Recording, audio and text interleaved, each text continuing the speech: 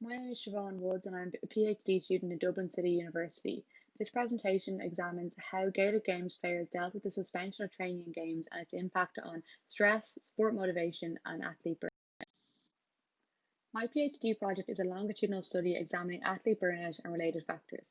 Burnout is a psychological syndrome characterized by feelings of physical and emotional exhaustion, reduced sense of accomplishment, and sport devaluation.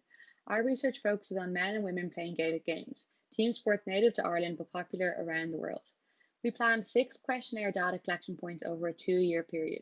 3 phases of data collection in March, July, and November 2019 were complete prior to the emergence of COVID-19.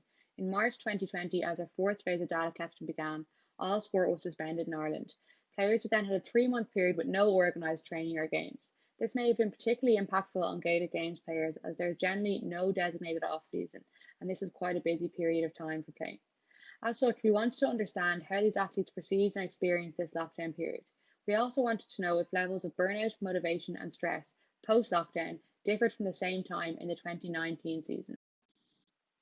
This was an online questionnaire open to anyone aged 18 or over playing Gaelic games. Data presented here was collected at 2 different time points, June to August 2019 and July to August 2020, just as the lockdown was ending.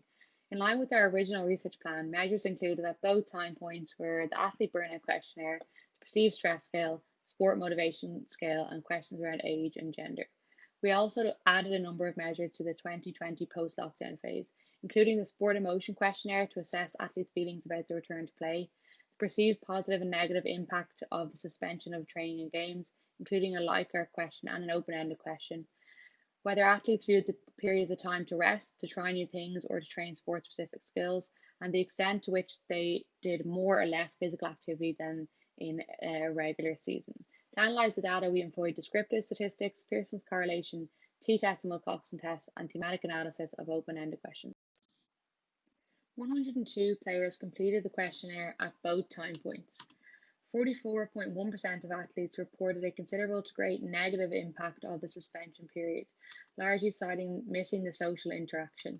32.4% of athletes reported a considerable to great positive impact, with the most common reason being more time for other activities. 38.1% of athletes largely viewed the period as a time to rest and recover. 41.8% largely viewed as a chance to try new activities. 34% to work on GAA specific skills. 22.7% of athletes trained more often than they would in the regular season. We can see that on average, athletes felt moderately happy and excited about the return to play. There was a little anxiety on average, but very little dejection or anger about the return. Looking at the relationship between burnout and the variables we examined, we found that higher levels of burnout were correlated with feelings of anxiety, dejection, and anger about the return to play, increased levels of stress, external and amotivated regulation, and viewing the period as a time to rest and recover. Lower levels of burnout were associated with older athletes, feelings of excitement and happiness about the return to play, more intrinsically driven motivation, and viewing the lockdown period as a time to try new things or to work on GAA specific skills. When we look at the paired sample t-tests and the non-parametric tests, we can see that there was a considerable significant drop in athletes' levels of stress in the post-lockdown period compared to the same time in 2019. Athletes also reported lower levels of reduced sense of accomplishment post-lockdown than they did in 2019. There were also significantly lower levels of intrinsic regulation and integrated regulation reported by athletes in 2020. These results suggest that different athletes viewed the lockdown period in different ways, and athletes varied in their feelings about the return to sport. Athletes who felt negatively about the return to sport reported higher levels of burnout, as did those who viewed the lockdown period as a chance to rest and recover. High levels of burnout were also associated with increased stress and external or absence of motivation.